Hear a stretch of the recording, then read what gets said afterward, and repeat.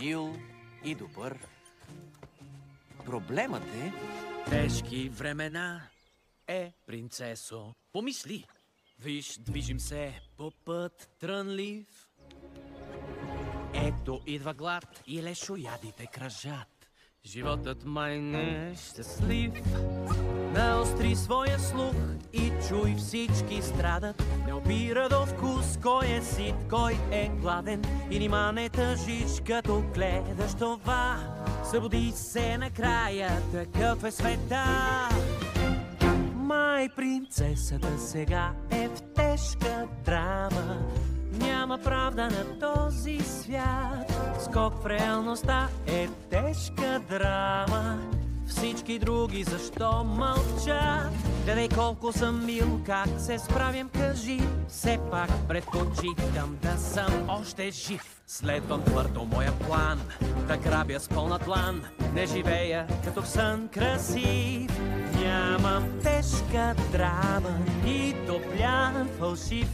О, вече не са само картофи. Имам много таланти. Чудна реч, но я кажи точно кой ще вдъхнови. Няма ли добро и чест? Да, но кой цени честа? Ще видим и сега. Защо е този сложен тест? Значи ти си до тук? Не, но и ти си признай как света ще спасиш с твоя плодов пай. Да, принцесата сега е в тежка драма. Живее в замък, а навън е мраз. Хайде, разкажи какво е драма. Нали удобно е да си пас? Гледай ти в целта, но съм горд, ставаш зла. Виж, очаквам беда. Помоли за войска. Ще ви чакам тук на пост, всеки мил и знатен гост, опитвайки да съм вежлив. Нямам тежка драма, тук съм най-щастлив. Не мърдайте, милейди!